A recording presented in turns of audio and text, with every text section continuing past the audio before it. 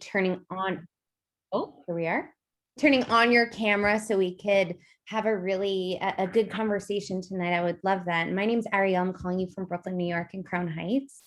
And I'm a social worker and therapist for teenagers, adolescents, and young adults in the Brooklyn area. The other hat that I wear is I run an MSW, a Master of Social Work program for MSW candidates in New York City at local HillelWell. So my life and love is in Hillel world. And thinking about what does it mean to live a meaningful life, a good life in like a really wild world that we're in. So today what we're going to dig into, right, is like this concept of wellness that we see online a lot. Like there's a lot of hashtags and buzzwords around it for this really big concept of what does it mean to like move through the world well, or in a good way. We're gonna look at that tonight. So some of us have introduced ourselves in the chat. I think all of us have. We're calling in from Chicago and San Francisco and different places. And what we're going to begin with, and I think I can share my screen, Rabbi Dina, right? Should be able to, yeah. Let's show you that. Hold on. Is we're actually going to look at this for a first moment. Give me 1 second. Of the going out into the world. So I don't mean to, Lindsay, you can let me know if you feel comfortable. Lindsay, will you be going into college shortly? I'm an incoming senior in high school, so the college application process. Yeah. Amazing. So you're starting to think about like what it means to go into the world in many ways, I imagine. Oh my gosh, it's amazing. So what we're going to look at tonight is like, we're at June 14th, 2021, thinking about Lindsay's going to go to college eventually, right? And there's like all these going out moments. We're going to zoom back several thousand years to one of the first stories of going out into the world. So let me share with you right here. Here we go. Y'all can see that? I'm going to invite you to sort of do like a split between your screens so you could see each other's our faces and then also the text. And in this first moment, we have our Lech Lecha moment, our going out moment, much like Lindsay might experience in a year from now, right? And we go into Breshit. And Rabbi Dina, would you actually read it out loud, read the English out loud for us? I would be happy to. God said to Abram, go forth from your native land and from your father's house to the land that I will show you. I will make of you a great nation, and I will bless you. I will make your name great, and you shall be a blessing. So we have the first like college moment going out from the metaphorical parent, God sending Avram out. And this is the first commandment for Abraham. And anyone in the chat or verbally, I'd love to know if you're thinking about, why do you think God's first commandment might have been for Abraham to leave his home, to go into the world? Any thoughts or ideas, friends? And I'll wait a couple seconds for folks to answer. Why might this be the first commandment?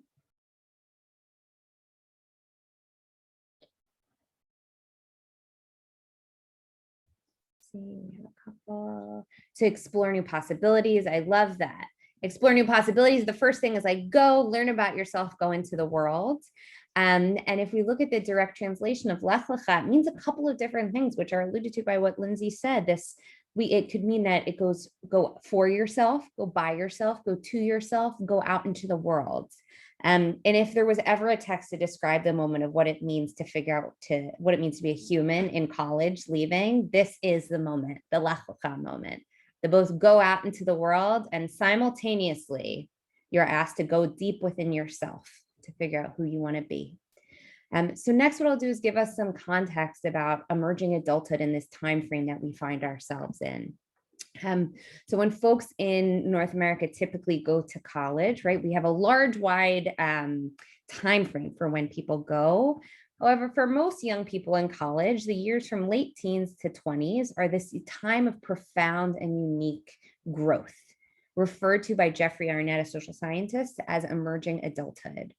So 50 years ago, where maybe our parents or folks watching this or our grandparents, depending on our age, could have expected by 25 to be married, to have a house in a suburb, perhaps a career, to be settled, very much to have done the Lech Lecha thing and to be settled in their new home. And this just isn't the case anymore. So what we're pushed to ask is what happens psychologically, spiritually for young adults during this period of time, the leaving high school to going into college.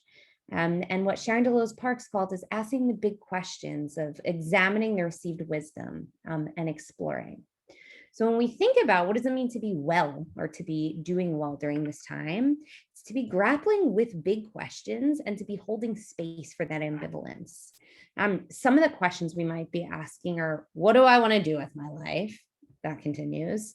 Why is suffering pervasive in a broken world? What constitutes meaningful work? What does it mean to be creative? What are my fears and where do I want to invest my life? And I have up here a list of some of these big questions that we might find ourselves asking. We might find our children asking if they're going into college.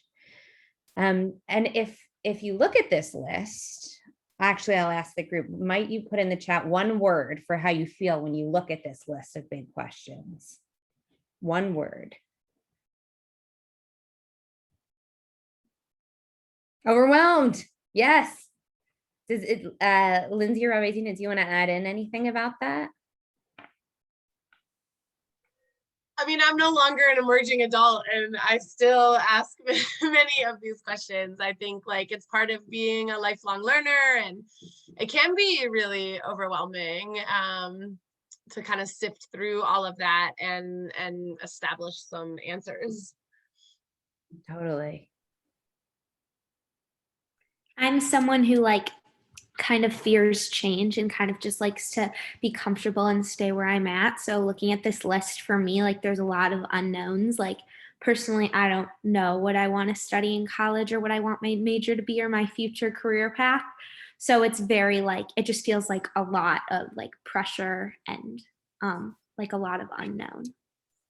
Totally. I think that is so well put. There's the unknown, right? If we look at this Lech Lecha moment for Abraham, it's all the, right? There's the details of like, okay, you're going to apply to this college and we're going to attend and you're going to like arrive at some destination to learn.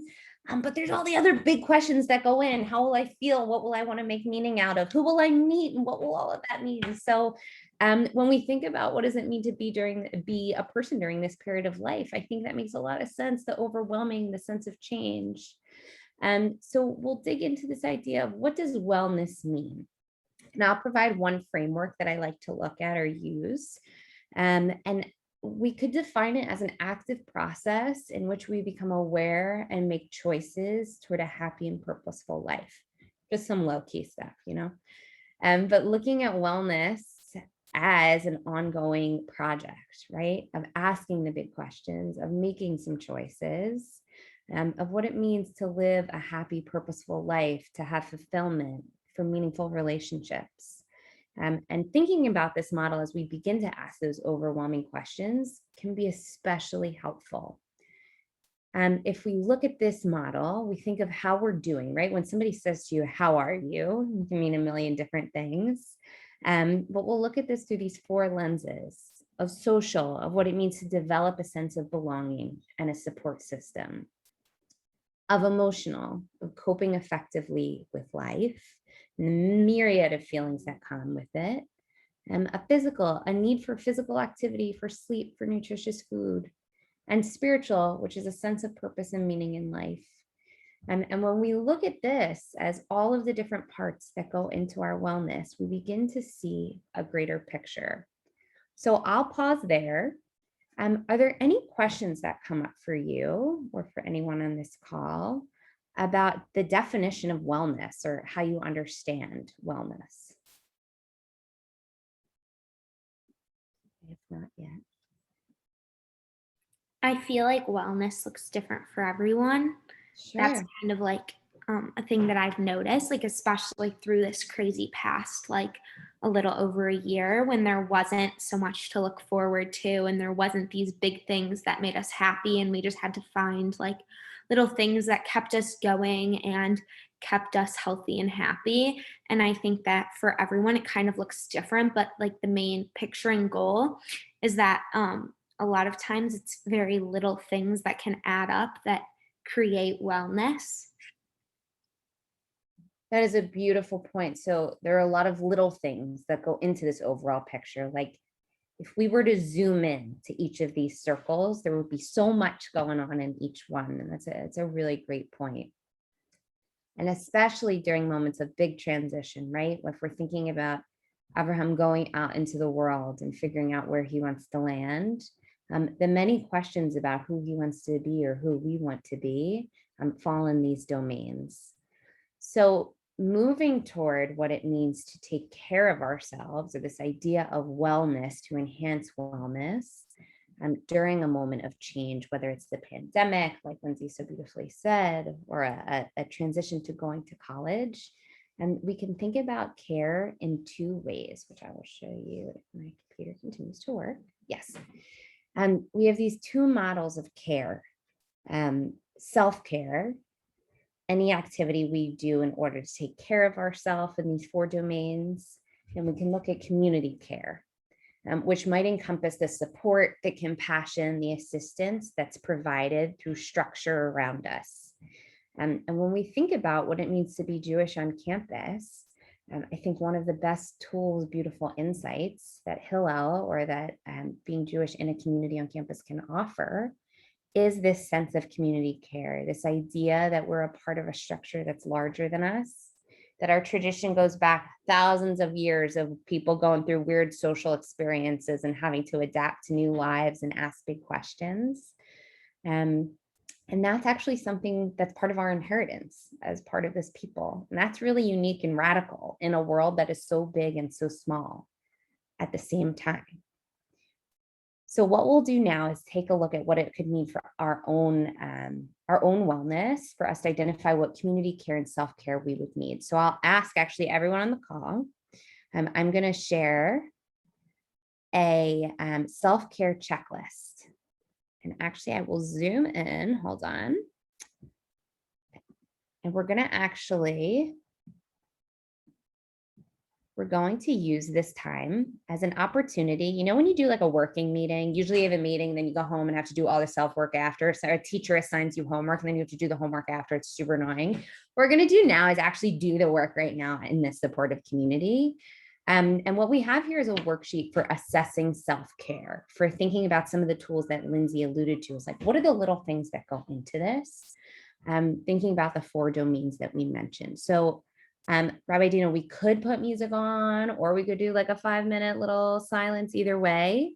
But what I'll ask is that we actually go through and put a star next to the 5 things that you think resonate most with you. What are the 5 things that you currently do and are important to you? Okay, so I'm going to mute myself. I'll put it, how about we'll do 3 minutes. And I'm going to invite you to put a star next to the 5 things that mean the most to you.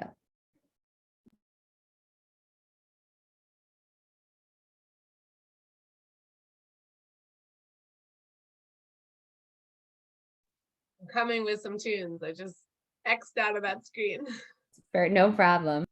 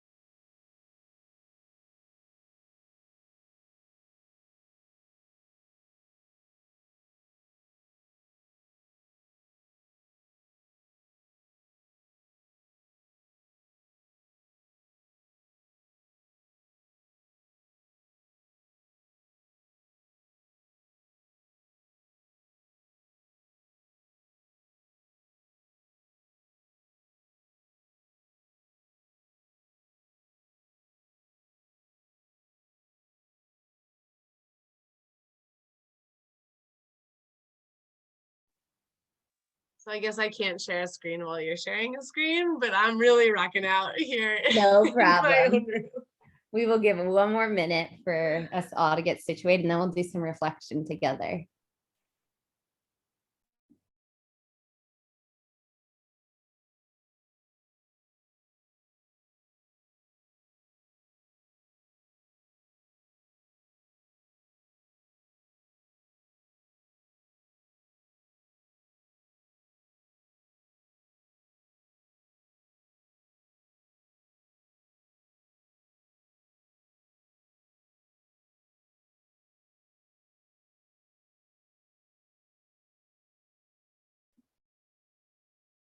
Okay.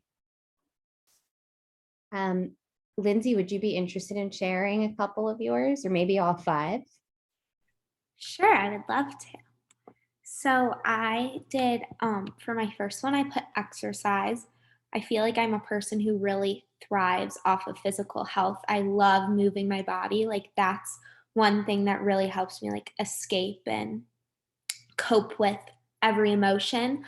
So I really try to like get my body moving every day. And like I'm on the dance team at my school. So that's like a really fun, like energetic way for me to get exercise in. Um, I eat healthy a lot. I'm like very into like nutrition, and me and my mom like cook together, which is really fun. And we make new healthy recipes every week. And then I put write in a journal. Mine's a little bit different. I actually have a blog because I love like, yeah, I love like inspiring people. And I'm like a big fan of like my like lifelong dream is to do a TED talk. So this is kind of like my version of like putting my like insight into the world and like sharing it with all of my friends and peers. And a lot of the students at my school read it. And that's kind of how I um, like express myself, but I also like help someone else with it. So it's really cool. And then spend time in nature. I'm a total like camper. So I love going on walks, or even if I have a lot of homework to do, I like to do it outside. And then I'm a very, very emotional person. So I definitely allow myself to cry. I actually cried today because it's my last day of school and I'm going to miss my teacher so much. But yes, sad and happy tears. Totally. Thank you so much for sharing those. And if you don't mind me asking, what do you think it is about those that stood out to you? Um, well, for me, I know like when I'm at my darkest and when I reach a low point, or I face disappointment or any negative emotion, those are things that really make a difference to me. And even though they might seem small, they kind of allow myself to like um really like engage with myself and my thoughts. Um, if that's like even if it's like reflecting upon my thoughts, but also like escaping upon my thoughts and being like, okay, this happened, but I'm going to deal with it in this way. I'll come back to it and deal with it later. My emotions are high right now and it's probably not productive to deal with it now. Like those are things that I feel like really just make a difference in like prioritizing and wellness overall, and just staying happy and positive even when things aren't so happy and positive. Mm, those it's such a beautiful reflection. I love how it's both a lot of things you're saying are self-care, right? They're directly self. You've set yourself up with a blog. I love that it becomes some sort of community care. It's actually within a structure. And you know that you've set up for the moments where things get a little dark or a little weird or a little hard, right? Like these are the things that we know we're going to do, which in my practice as a therapist, right? That's what we work on. When things are good, how do we exercise the spiritual or emotional muscles so that it'll support us in the moments where things are a little bumpier? And Marina wrote her favorites in the chat. Marina, do you want to unmute? It's okay if not. I will read yours. Exercise, spend time in nature, meditate, read literature that is unrelated to work. Amen. Share a fear, a hope, or a secret with someone I trust. It's so beautifully put. Again, connected to other people. Rabbi Zena, do you want to speak a little bit about yours? Sure. I found so many of these to be resonant and relevant. And I put mine in the chat. But I'll just mention like the one I put as number 5 was engage my intelligence in a new area. which I found to be so deeply related to, which was under emotional self-care, but was so deeply related to being open to not knowing, which was under spiritual self-care. And I really liked that sort of cross pollination. And I think like sometimes like finding a moment of humility is really helpful to remembering that we can't control everything that happens in this world, and like we can still grow from those experiences. So Yes. That is such a good point also, that many of these dimensions are interconnected, which we also feel on the bumpy days, right? Like when we feel like a little physically, our emotional state can like take a hit as well, or our spiritual state. And the reverse is also true, right? Like if we can improve one state of being, one way we're feeling well, they're actually all interconnected. And what I want to offer us here with this list is not that self-care is just a list of like, here are the random things that we kind of like, but there's this idea within social work practice about being strengths-based, about taking the things that we are inherently good at, our inherent talents and blessings and unique, wonderful things, the love of nature, the love of movement, being really good at connecting with other people. Yeah, Lindsay, what do you want to offer? I just wanted to add to that. I know we were Please. talking a couple of minutes ago about like the unknown and how that can be really scary sometimes. And I feel like something in particular that's kind of in common for all of these things that I pointed out and I said were in my kind of top 5 is like even when things are unknown, like these things for me are always known. Like even if I don't know what's happening tomorrow, I know that if I go get my body moving, I'll feel better. I know that if I write a blog post, I'll inspire someone else. I know, like, do you know what I mean? I feel like it's just kind of circling back to those things that are comfortable for you that I feel like have like really helped me with my wellness. I'm so glad you said that. That's an excellent point, right? When we're thinking about this time of change and big questions, when everything feels a little unknown, what are the things that are actually very grounded and very important to us that are known? Lindsay, I couldn't have said it better. That's so beautiful.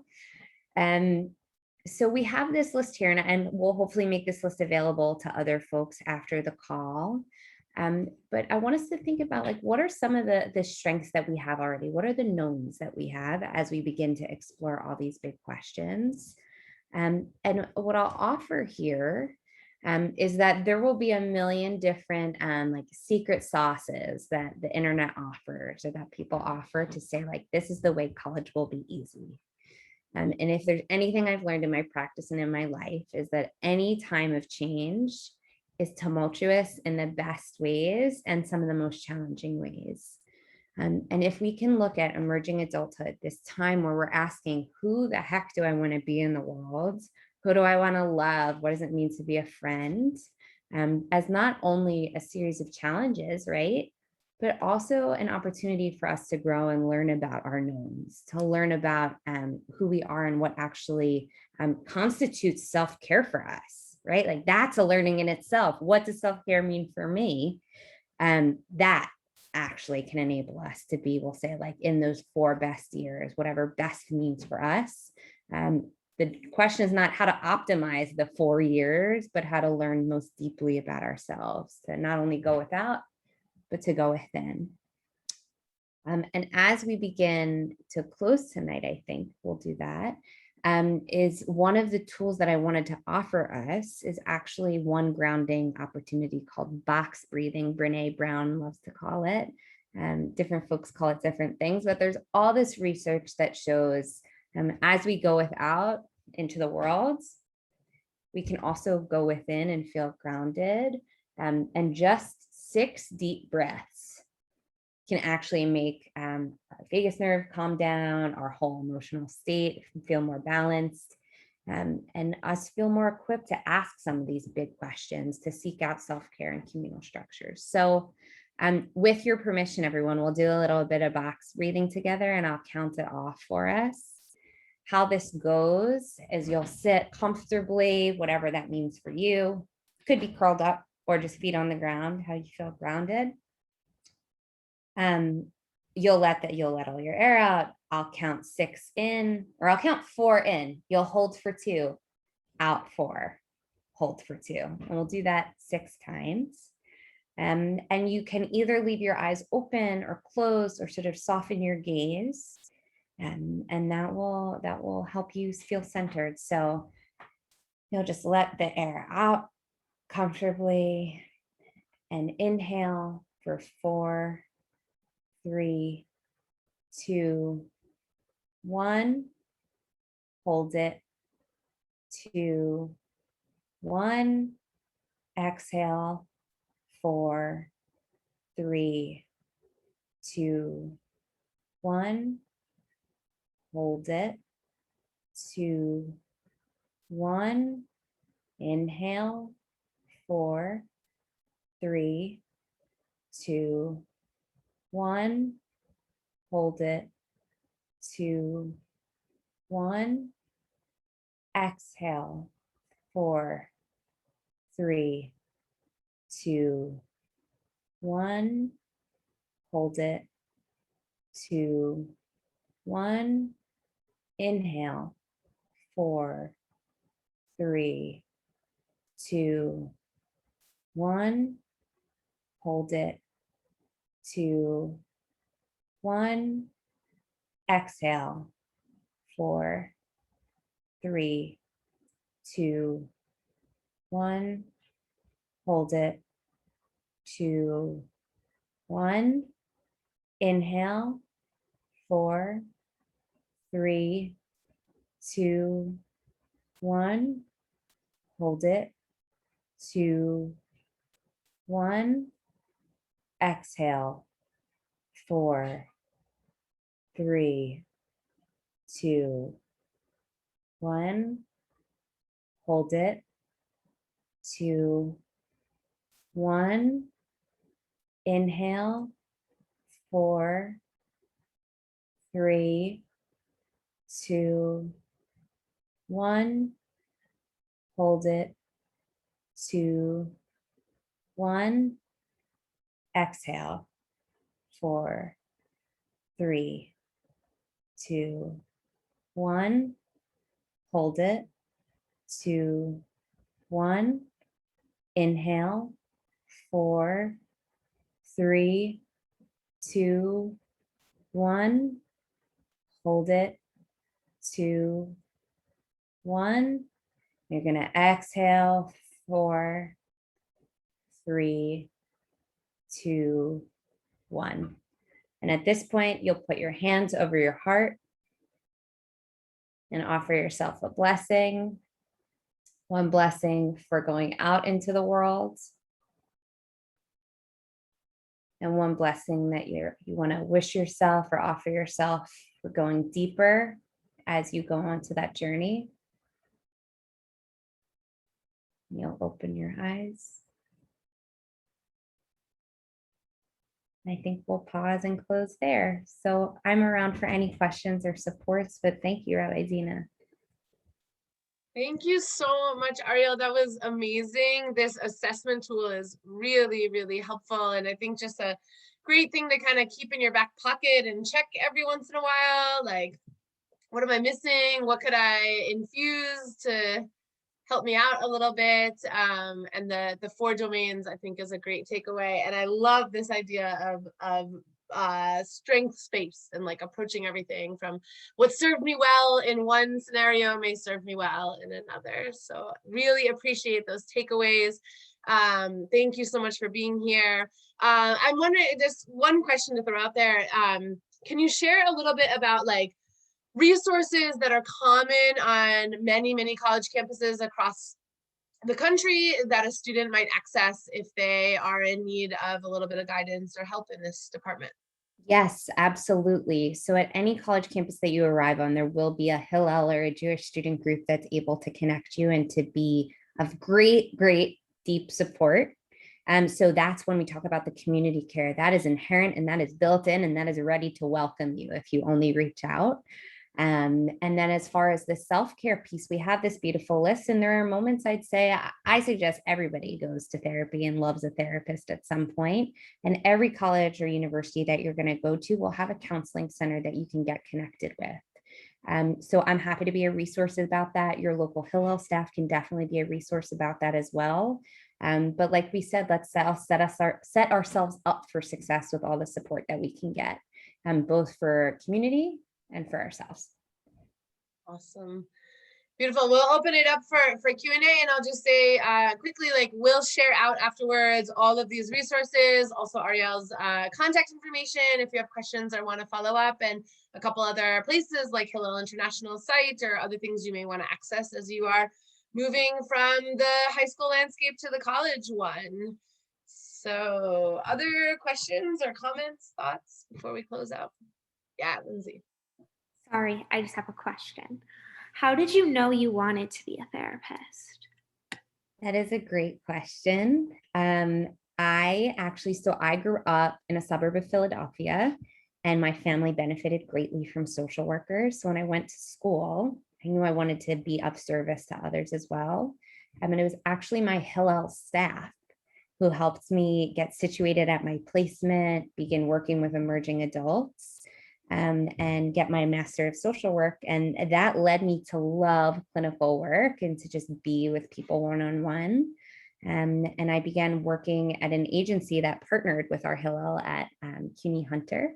So it's been a really beautiful journey through Jewish community for me to being a therapist, actually. Now I get to serve a bunch of different folks. Thank you so much. That's awesome. Thank you. Amazing. Well, this recording will be up on our YouTube channel along with every other session and every stop along the road trip, and dozens of videos from students who are currently on campuses across the country. So if there's a school that you're really interested in, you want to get an insider view, you can check all of those out on our YouTube channel. I'll be sharing that out afterwards as well. I hope that you'll consider joining us tomorrow night for our keynote presentation with John Clayman from Challenge Success, who will be addressing a topic like really connected and well tied into what we talked about tonight. John will be talking about the myth of college rankings, how to prioritize fit over status, and to really prioritize your own social emotional wellness as you're making the transition to campus. So hope you'll join us for that. And for every other stop along the road trip as we make our way to the end of the month. Arielle, thank you so much. Thank you for the work you do at Hillel and in your practice, and all of the lives that you're impacting and touching through this work on wellness. Remember to box breathe, everyone, and enjoy the rest of your evening. Thank you so much. Thank you. Thanks for being here. Can we access your blog, by the way? Yes, for sure. Actually, I'll put the link in the chat if you want to. Amazing. Let me pull it up. Well, I'm still recording. Well, now this is recorded. Great. If you want to check out Lindsay's blog. Yeah, it'll be 1 second. I'm just pulling up the link. The computer has been a bit slow today, but here. Let's see. There we go. Perfect. Thank you Awesome. so That's much. so cool. You're so welcome. Hope to see you soon. Yes, for sure. Bye. Bye-bye.